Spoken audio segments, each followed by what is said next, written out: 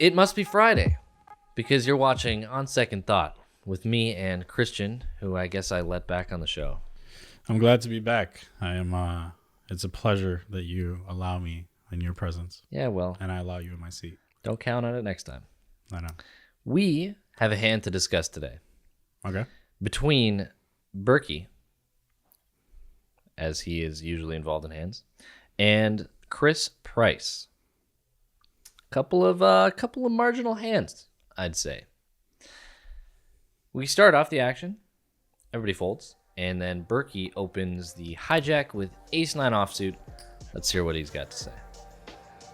I seem to be at about the bottom of hands that I can open at any given time, but I do think from this position, ace-9 off is a fine open. 40. $40. Do you want to talk about that open, or should we just say it's too wide?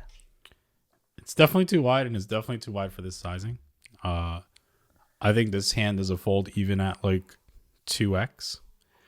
And I think the more you, like the larger you open, the more you have to be selective with your range. I think ace-9 off is a fold at 2x, and it's a egregious open at 4x, in my opinion. Well, sorry, the cameras are on, so we're going to open. He's in there. Price decides to 3-bet. Next act in the cutoff. Queen 10 offsuit. Queen of clubs, 10 of diamonds. Let's hear Price's reasoning. Matt opens and uses his pretty standard size. I have a hand that is, I think, okay, marginal here as a call, but I would definitely see it as a 3-bet opportunity. And if I can get in position in just a heads-up spot, that would be optimal. I don't want to play this 3 ways, so I'm going to raise. I'm going to choose a sizing I think is in the middle. So we'll go to raise. 100. Attacking the goat with Queen 10 offsuit. What do you think? I think that his 3-bet is way too aggressive. I think that... So he's the cutoff, right? Yeah. Okay. Berkey's hijack, he's cut off. So, I mean, there is some merit for 3-betting somewhat of a linear range here. However, I think this is... If you're 3-betting Queen 10 off, like you're 3-betting too many combinations of hands. However, I'm pretty sure that this is like a one-off play. I don't like using that term of like, oh, if you're 3-betting this hand, you're 3-betting too many hands, because the truth is like next go around, like he could get Queen 10 off and just fold, you know? So it's not as if, I don't think he's like pure 3-betting this or using a randomizer to like say like, oh, I'm 3-betting this 30% of the time or anything like that. Yeah. He's mostly just saying like, I think Berkey's wide and I have a hand that I think is going to play okay, not terribly, and I can attack this open. Let's talk about his size. From his analysis, he's basically just like, I have a linear range, smaller. I don't hate it against the weakest of opponents. So I think using a 2.5x sizing with a linear range against opponents that are just going to strictly call too much and then overfold flop is just going to print a lot of money. Yeah. And honestly, like I've done it a ton, even with Queen 10 off in live games and shit. Like you're just going to win money, like 3-betting people that are like call fold, yeah, you know? Right. So I see where he's going with this, but I think the problem is that this is still an elite player that you're playing against. Yeah. But at the same time, when he's opening ace-9 off, it kind of gives the green light for someone like Price to use an expanded linear range and do it. So they're both just out of line. I remember one time we were playing 1-3 at the Win, and you were just min 3-betting like every hand. Yeah, like it passed me what you had, and you were like King Deuce off, King 5 off, and 3-4 offsuit, and I was just blown away. Well, yeah. I mean, I was obviously fucking around because I was playing a little bit under. Yeah, but it's like, also it's not a poker thing. It's just like they're just gonna call and then fold the vast majority of the time. right. Effectively, that's what's happening. So your hand doesn't end up really not mattering. here, of course, but This like is not that case. But it's an extrapolation of what he deems is going to happen a lot, where he thinks Berkey is opening too many hands and then defending too many hands after that, which allows him to like push the equity of his entire range. And then maybe he thinks he could add some one-off hands like queen 10 off, maybe some whatever, like things like this. I don't love it. But I can't say I fault him when Berkey has ace 9 off. Like when Berkey has ace 9 off, like it's not the best 3-bet, of course. Like but they're both playing this. I think I can open too many hands, and then he's playing, I think he's opening too many hands, so I'm going to 3-bet too many hands game. Right. You know, these hands both should have folded. Probably, obviously, if Berkey folds, his hand becomes an open. But they're both playing rather wide, and I would recommend Berkey to just fold, and I would recommend Price to just fold to the open. And then there's some debate like queens unsuited, right? In our range on range thing, queens unsuited is gonna like perform literally like symmetrically versus the raise call range. Like it's literally not pushing any equity. But when we have a player like this that is opening ace 9 off and defending ace 9 off, then now we are going to start pushing some equity versus range instead of running symmetrical versus range. So I think what we want to do is actually have a decent idea of like where equilibrium lies in terms of like if we were to 3-bet queen 10 suited, how do we perform versus raise call? I have a theory that this is very similar to when Price 3-bet me with ace 10 offsuit when I opened under the gun. I basically open under the gun and there's a call and he makes it 3x with ace 10 offsuit, which I think is like a pretty clear hedge. Yeah. I think he just wants to 3-bet, but feels he should call, so he like splits the difference. Well, except that I don't think his hand's ever a call here. Yeah. Like queen 10 off can't call. Another one, I don't even think ace 10 off can call either though. So yeah, I agree with you. I think that he's landing in a situation where he wants to play the hand, but he knows that calling is going to lose money. Yeah. So he's just saying, okay, I'm going to take a different side. Right. The truth of the matter is like it's a fold. Like that's the truth. But the thing is that I don't think that thinking that way is great because it's not always like just saying like, oh, it's a fold always. Right. Because there are a lot of situations, if it's not Matt Berkey, lean fold. Of course, like heavily lean fold. Like that's the truth. Until you just find a situation where like this player is like opening ace 9 off and he sucks and like I'm way better than them and they overfold flop and like once you start stacking the pile of other things going in your favor, now all of a sudden like it's not a fold. Like it's just like an exploit 3-bet. So it's back on Berkey and he has to call 60 more. Okay, so Chris's size here is incredibly small. He chooses 2.5x. I'm at the absolute bottom, which would certainly justify me folding here. I'm going to be dominated by some of his 3-bet range, but when he chooses sizes this small, he is going to be a lot more linear in fashion. That's not to say that he won't have 10s plus. That's not to say that he won't have, you know, ace jack suited. I mean, maybe even ace 10 suited plus. But what it is to say is that a big part of choosing this size is the ability to defend against a 4. So though my hand does fall into a 4-bet or fold category, I'm going to put myself in a bit of a difficult spot and try to traverse this tree, I guess, more so through the post-flop dynamics.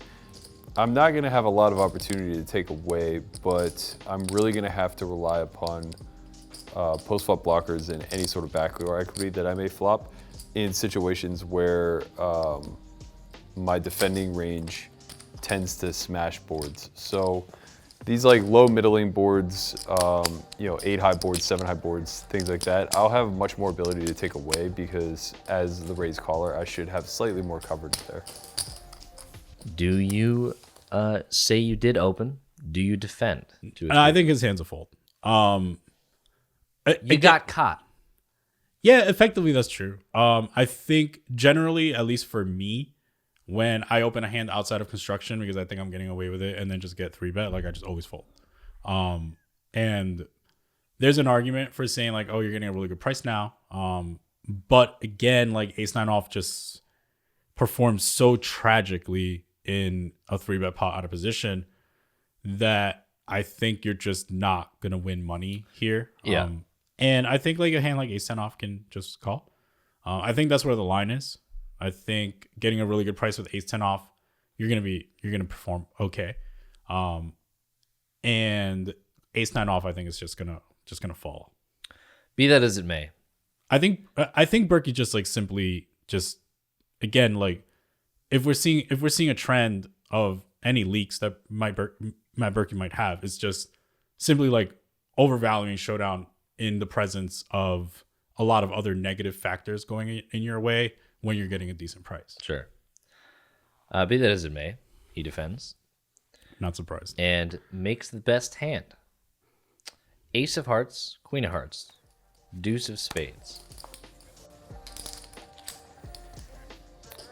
So the opposite case takes place, and I actually do have one of my hand, or one of the weaker hands, I guess, in my range that will have flop showdown value. Of course, I'll still have some like queen, jack, king, queen, so this will actually protect those a little bit. I'm probably going to be forced to check call twice, almost regardless of what turns are. River play is really going to be what defines this hand. And we may have some opportunities to take aggressive action in this pot dependent upon runouts, but it's pretty unlikely. I'm pretty reserved to just check calling and being victim to runouts. I think he has a pretty default check here. Yeah, I mean, I don't think he can play anything but check. This board came very advantageous for the 3-better. Right. And I think Berkey has a clear check. There's no other play. This is a really bad spot for Berkey, generally speaking, in terms of like how his hand performs versus the 3-better. In his analysis, he talks about how he's pretty resigned to just check calling 2 and then deciding. Do you agree with that? Yeah, I think his hand is pretty good. Like now having a 9 is kind of like a good event instead of having a 10. Having a 9 is better than a 10 now because he's gonna unblock like jack 10, queen, king 10, and things like that. Yeah. I think that's fairly correct. Like what he's saying. I don't think that I think that's fair. So he checks over to price. Matt knows that I 3-bet merged here because of my smaller sizing, I believe, and based on this flop and this texture, I think his check is definitely opening me up to an opportunity to bet out. I think that if I bet, I'm going to be playing the smaller side in order to keep his smaller pairs and some of his other hands in the middle of his range in. If I'm seeing resistance and there's some ace-x hands that he would play in the same spot, then we will kind of keep those in as well, knowing that I can evaluate a lot of different turn cards. So with that in mind, I'm going to bet 115. 105. 105?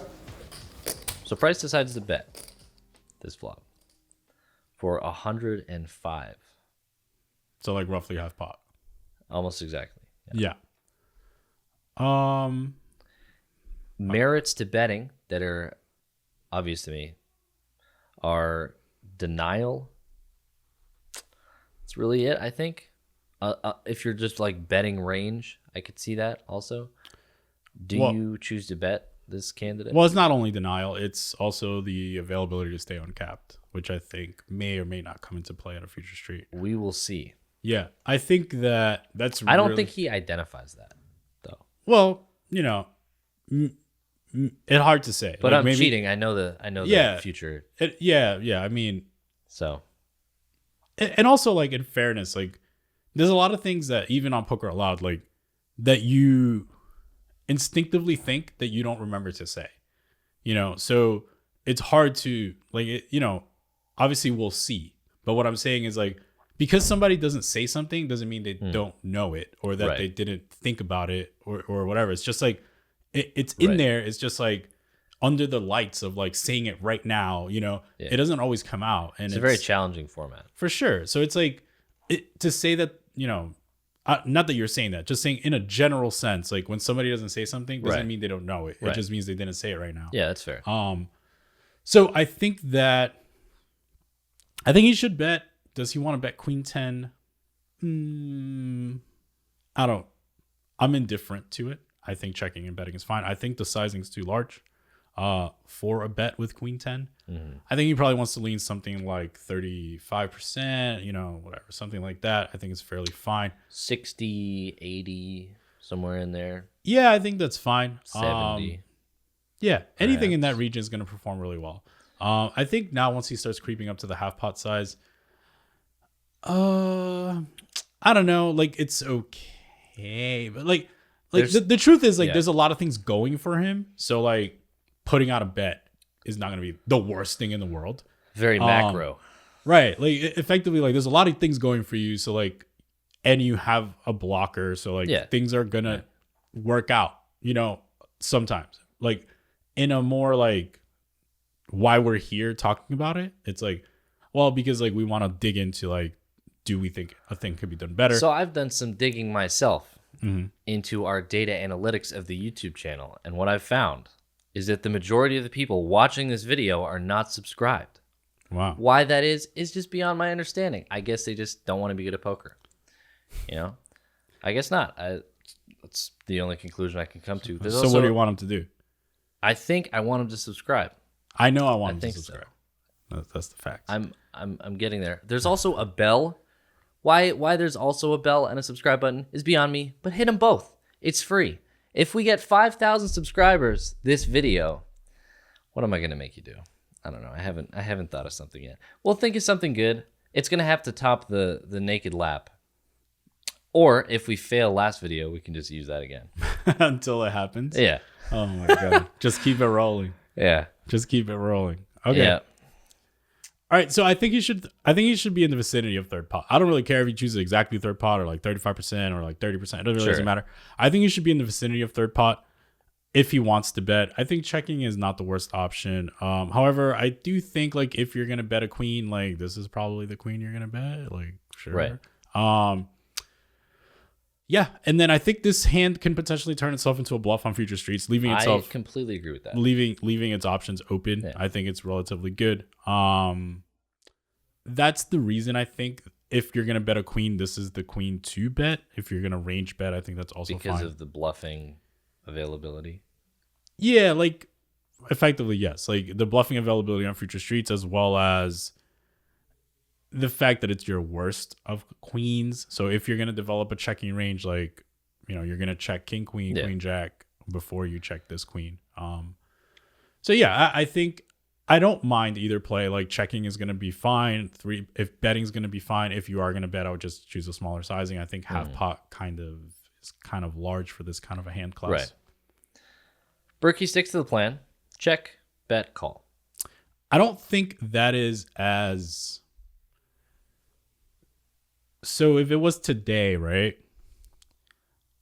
Of course, Berkey probably has a call, but, like, I think he needs to be very concerned if he was up against, like, no disrespect to Chris Price, but he's not a professional, So if he was up against someone like me and I choose half pot, I think he should be scared, because I'm not going to stop betting. Like, the plan of call 2 and shut it down is not going to work. Right. Like, I'm going to call 2 and then see what happens. Like, no. You're not going to call 2 and see what happens, because, like, you're already facing polar action. Yeah. So I think you should call 2. I think having the 9 instead of the 10 is a good event. I think a lot of things are working in not a lot of things are working. Some things are working in Berkey's favor, but I think calling facing half is not just like I think modern poker should be looked at like this size means something, and I think too many people just say like, oh, I have to call. Like, Yeah. you have to call, but like I think you should be like thinking like, what does this mean? Does this person follow like protocol in what this sizing means? Yes or no? In this situation, Right. no. So that's good for Berkey. But in a situation where the answer is yes, it's not as good for Berkey. So Berkey needs to be very cognizant of like the player profile he's up against. Berkey calls, and the turn is the king of diamonds, an offsuit king. Yeah. Berkey has a pretty default check again, I think, and it's over to Price. Let's hear him defend his decision. So the Matt's check and the king on the turn, I think our hand is definitely shifting into realization. I want to realize my equity from my queen still. I'm simply going to be really checking behind here to a lot of his range with most of my range, and we did pick up some gut shot straight outs. I think that really I can't capitalize on any of those at the moment, so we're going to evaluate on river cards. My first thought when I see the king is that it is our nut bluffing card, both because we now block the nuts and have a gutter to the nuts, but also because our hand just goes down in rank. I agree. Having the queen is a really good event now too. You block king queen, block ace queen. Yeah. That's important though, because having the queen, effectively what I'm saying is like having queen 10 is significantly better than having king 10. Because your opponent has, like, Berkey has ace queen off, but he doesn't have ace king A off. higher density of queen x2 pairs. Right. Right. Exactly. That of which Berkey won't fold, right? So like having queen 10 off, way better than having king 10 off. Mm-hmm. Do I think that he's betting ace king for a half pot on the flop? Yes. So that's good for him. Mm-hmm. I think he's also betting like jack 10 off or jack 10 suited, or if he has jack 10 off, he's betting for half Aces. I'm not sure. The thing is, like, I'm not sure how he's constructing in terms of sizing, because like he chose this hand to have pot. So yeah, I think he reps a very strong range on this turn. And I also think that his sizing is in accordance to moving towards polarization. Sizing on the flop. Yeah. Okay. So his sizing on the flop is in accordance to moving towards polarization. Now, when he lands on the turn king, I think he probably doesn't have too many hands that are better than this one to start bluffing. I'm trying to think, like maybe he has like I can't think of any better bluffing candidates, really. Well, something, yeah, I mean, because of the blocker, like, there's arguments like 9-10 suited, maybe would be considered equally as good because he has 0 showdown. Sure. But I think the this properties is of effectively 0 showdown, right? Like he it's very calls the low. flop. It's very low showdown. And I also would make a small argument that having a queen's like better than not having any blocker at all. Two pair. Yeah. So yeah, I think this hand is really good to start bluffing, especially on this like relatively high EV card. I think what it comes down to literally is just like playing the puzzle pieces correctly. Like, as you mentioned, like we move down in our overall distribution. What moves up in our overall distribution? Things like that. So we've sort of shifted from, if we're going to use the Solve For Why range zone sort of model, we've shifted from a showdown, denial, like marginal, to a bluffing candidate, would you say? Yeah, effectively, we moved the block for sure. I think when we bet the flop got called. The problem with the bet, so that's really what it comes down to in terms of like his overall sizing on the flop. And like when we bet the flop for that size and got called, I think we started releasing our showdown right at that point, and are we incentivized to do that? Probably not. And once we did cross that path, we have to recognize that path got crossed. And then now when our EV on the terms of range versus range shot up on the king, I think we need to just say like, okay, we released our showdown value, our EV went up. Putting those two things together just means you have a go off. Follow the block that you're in. Yeah, effectively. Right. I think that when you're super aware of where you land within like the range zone thing that we have, it's much more clear what your incentives are. What are your thoughts on people saying those terms don't exist? What terms? Range zones, blocks. Okay, well, how are you going to structure poker strategy? No. I'm asking you, man. I'm asking you. I'm talking to the people that you brought up, not talking to you. Oh, okay. I'm saying to those people, I say, how would you structure a poker strategy? Right. Well, I personally just think that at the end of the day, all we're doing is translating a math equation into language. Yeah. And we like, for people that say like, oh, we're making up terms, it's like, You have to. Well, at some point, somebody had to make it up. Like, right. At some point, somebody had to say, this is a linear, this is polar, this is... Where did they think the terms came from if it wasn't people making them up? Right, that's what I'm saying. So at the end of the day, I think that, you know, terms will always change and they'll come in and out of fashion. Has this been bothering you? It seems that... No. I just like, I was... I think you said something on the last on second thought, and someone wrote something like, "Oh, you're making up some bullshit terms." I'll have to have a word. And I wrote back like, at the end of the day, Chris K's just translating a spectrum of where he falls in his equity. Appreciate that. And like, as much as people want to say we're making up a term, we simply just can't make up math. So yeah. So it's all a translation of math. So all you're saying is, all the person should be asking is like, can you elaborate in terms of like where it is that you're saying you fall in your spectrum? I think it's threatening to people. Like, people want their certainty and their safety and security. Possibly. And I think like using different lingo and presenting it in such an authoritative way can be threatening. Yeah, I could see that. Okay, so yeah, I agree with you. Once he releases his showdown by choosing a larger size, and then the king falls on the turn, and his EV shoots up, I think his hand falls into a bluffing candidate class. So you had my back in the comments, huh?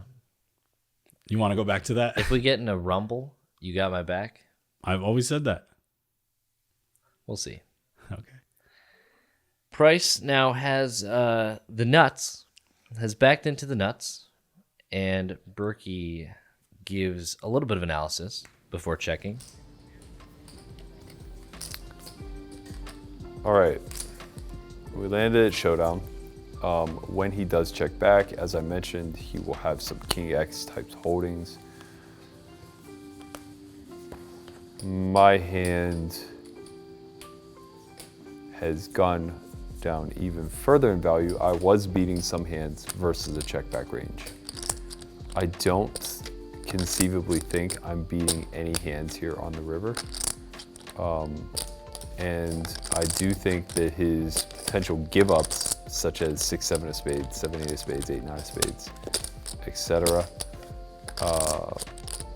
will now have to bet regardless. I think some of those hands will possess a 10, a hand like 9-10 of spades. And I think he also has a lot of top end value. He still will have 6 combinations of ace king, of ace queen. He will have maybe some combos of king queen. And he'll also have some 10x, but his 10x is pretty restricted. He obviously doesn't have jack 10. Queen 10 probably doesn't bet the flop. So it's really just ace 10, which if he's choosing the suited variety, he only has 2 combos of. And then maybe 3 combos of king 10. So he probably has like between 5 and 8 combinations of 10x. He could maybe have pocket 10s. This is really close between bluffing my hand versus just giving it up. I'm gonna have a lot of busted hearts here, which forces me to now pull and bet something in the neighborhood of pot. I just think that he has too many calls for me to lean into a pot-sized bet. And I think I'm protected enough with 2 pairs where he won't get thin with hands like king, queen, or king, jack should he possess them. So I'm gonna check.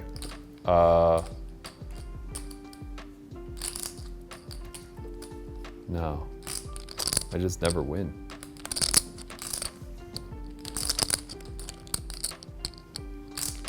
Okay, I'm gonna check. He will have some small pairs in range that he just shuts down. Over to Price.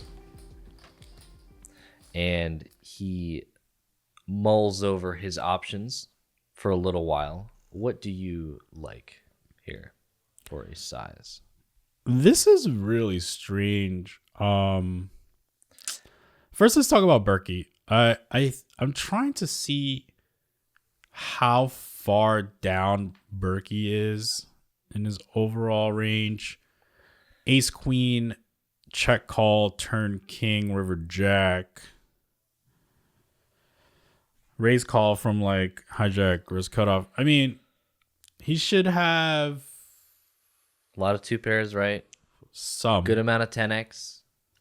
Yeah, he has ace queen, he has ace jack, he has king queen, he has some. There's flopped hearts, right? Queen jack. Yeah. Yeah, so he has like some 9, 10 of hearts. He has things like that. Ace 10 off. He has ace King 10 off 10 for off, sure. maybe. I mean, he shouldn't, but he does. Like he shouldn't. Probably queen 10 off. Right. Right. So I think Berkey's falling relatively far down in his distribution. Having the 9 is kind of nice because he can have. It feels stone bottom to me. I guess like ace 5. This is the problem with having so many hands in your range, is that I don't know where the bottom ends for Berkey. Right. Does he have ace 8 off here? I don't know. You a Shel Silverstein fan? I don't know who that is. Is that a comedian? Get out. Is that a comedian? He is a poet. He writes short poems for kids. Where the Sidewalk Ends. They don't teach that in DR. You're not going to get my reference then. Okay. It was about Berkey. It was super clever, but I can't use it now. Well, let the people know. I don't know. I guess the problem is that Berkey does have a little bit of showdown. He can induce some bluffs. I think his showdown is nil. Oh no, I mean he beats like 8s and Yeah, but it just goes check, check. it's really tough for 8s to check. 8s has That's what I'm saying. He never wins at showdown. Well, unless he just like hero calls, but like he has better hero calls, right? That's the problem. I don't want to do that. So yeah, that's the problem. I think the issue too is like some of his 2-pair, like when he has 2-pair, he also has like blockers to the 10. When he has 2-pair, so like queen jack, whatever, all the Broadway right hands, because they also like share, like their kicker is a blocker to the 10, Yeah. like in such a way where their opponent has less of like the queen 10 or because we have those 2-pair combos. Right. So his 2-pairs are really good bluff catchers because they do block a 10. Also the ones that like contain a jack are kind of nice because he blocks jack, that of which plays probably in this manner. So his 2-pairs want to check, especially the ones with a jack, to call. Agreed. Then I think his hand is pretty good to bet, but like I'm trying to find the target. I feel like whatever analysis we give is sort of overshadowed by the fact that this hand is like shouldn't be in there anyway. Yeah, and I think that's the problem. We're sort of just like guessing around. Well, we're guessing what his Right. bottom is. Yeah. That's really what it is. And that's the problem with playing so many hands, is that I'm not sure where Berkey's bottom is. Like, how much ace 9 off does he have in comparison to like ace 2 suited? I don't know.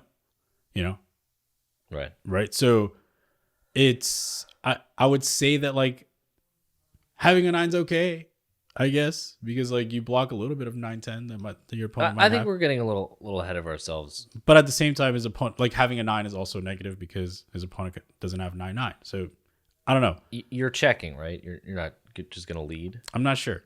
I think that I would like to check a lot of 2-pair. What is your target if you lead? That's the problem, is that I'm not sure. I have trouble finding better hands that would fold to a lead, even if you make it massive. Well, that doesn't matter. It doesn't matter initially because like if he bets and you're not calling, then If who? if your opponent bets, Who's your opponent, Chris. which? So we're talking about price. We're talking about Berkey. Well, okay. Okay. Oh, you were You're- talking to me, Chris. No. Him, Okay. Chris. The argument is, should Berkey bet the river or not? Right? Yeah. Okay. Right. When his opponent bets, you're not calling, right? When Berkey's opponent, so Chris Price, Yes. when he bets, You're do I not think calling. Berkey should fold. Correct. I think he should fold. Okay. So if your opponent has no showdown and he bets, then you're folding the best hand. So it doesn't matter Yes. that you are getting a better hand to fold or not because you're not calling. You're not calling a bet. I have to think about that.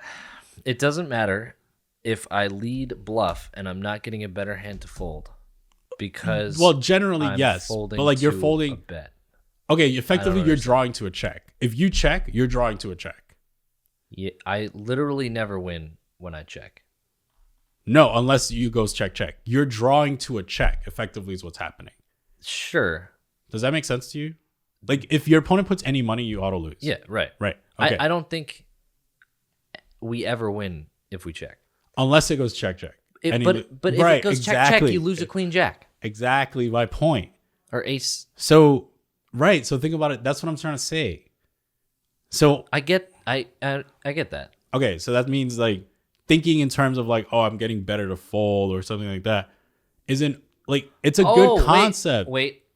I think It's a good concept, but you just said it. If so. you check, We're just eliminating the availability for him to bluff through a lead. because you're not calling. I see, You see what I'm but saying? he could still raise. He could, but you're at This the is bottom. no limit hold'em. This is gangster Yeah. street. Look, I'm no not saying- limit hold'em under the lights. The truth is, I'm Poker. not. The truth is, I'm not sure if he should bet, but I know that checking is. You needed to go check, check, and your opponent has like sevens that gave up. And Yeah, I like- mean, it's hard to win money with ace not off. You got Right, top right, pair, right. you're not winning. right. So that's the issue. I think Berkey has an argument for betting.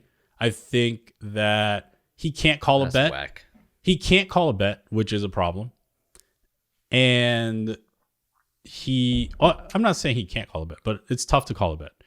And also, it'll never go check, check, which is another problem. Like if his opponent is so far down in distribution, probably going to bet. Just gonna bluff. So I think bluffing is an option. Yeah. All right. Well, we land on a check. Okay. Over to Price, who has a sizing What's the nuts? debacle, as well as the nuts. Yeah. Let's hear how Price sifts through this information. Okay, so we river the nuts, and Matt's check here. I think he's definitely in realization as well, hoping to get to river showdown. Question here is, what can I bet that he will actually call? What hands does he have that are going to call off some of the bigger bets? There's some possibly one or two pair combinations that I could target for a larger bet sizing, but I'm thinking that I'm going to go for a smaller, thinner value bet and hope to get paid here with my straight. I'm going to bet out 165 in hopes for a call.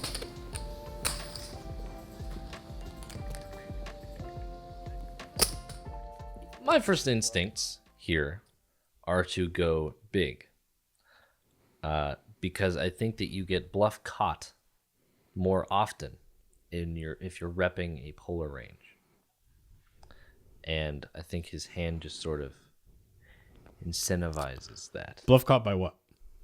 2 pair hands, Like what? king queen, That you block. ace. It still exists I in agree, full it exists. offsuit combinations. It shouldn't, You know how but many yes. offsuit combinations there are? But you block. So many. But you still block. A lot. You Yeah, heavily block. I get it. Ace, jack. Ace Jack makes sense. Yeah, I was going to say it before you said Ace Jack makes sense. King Jack makes sense. King, queen also makes sense. You just remove some of it. Yeah, you move some of it. The Quarter- fact that Berkey has King quarter. Queen off is nice. Queen, jack. Yeah, he'll have Queen Jack, King Jack, and King Queen, and Ace Jack, which is a fair amount. Yeah. Yeah, it's a fair amount. What do you think? Polarize? The problem is that when we land through this side of the tree, we have some tens. Like when we go bet, check, bet, Yeah. we are saying we have, because we can just check King Jack on the river. We can check King Queen on the river if we chose to check. That's why I think smaller is worse. We can check Ace Jack on the Right. river. Right. Because you're not repping those hands anymore through a bet line. Through the big bet line. Through a bet line. Yeah. Because I think they just check. Yeah. I agree with you. I agree with the big size. Are my reasons... No, I think your Sound. reasons are good. I think that in a general sense, when you have a straight that blocks 2 pair, it's not as good to bet big. But the issue is that one, Berkey has offsuit combos, which reopened the argument for that not mattering as much. And also I guess it's just like how much 9s though and 8s does he have? I don't know. Hard Right. to know. I think it's close, man. I think that the more 9s and 8s that he has, the more I'm okay with this. Price eventually lands on a small size, which I think isn't too bad. If he gets bluff caught a lot more, then could be good. And Berkey makes an incredibly reluctant decision. I don't want to spoil it. Let's see. I really like Chris's size here. This is the size that's targeting hands like Queen Jack, King Queen. He'll have enough 10x in this range to be able to call a check raise. He still gets to bet hands like pocket jacks should he possess them. Even hands as thin as ace jack can now be going for value because I have to defend something, and I probably have to call maybe like, I don't know, a quarter of my king queen combos, something to that nature, just to protect against him bluffing too often with give ups. That said, I don't beat anything really except bluffs. He has to reach for bluffs. He could have a hand like king 8, king 9 of hearts, which I unblock. He could have a hand like jack 9 of hearts that he's now forced to turn into a bluff. Let's see. 165 into 425. So I'm getting laid about 4-1, give or take. Need to be right 20% of the time, find a worst hand.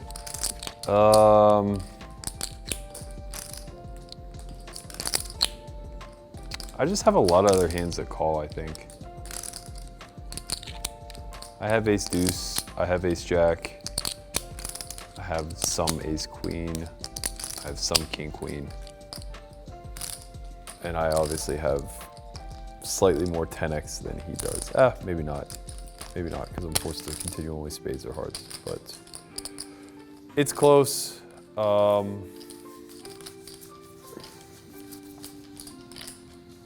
I just keep going back to the fact that he doesn't have much 10x. But I still think that I have to arrive at a fold.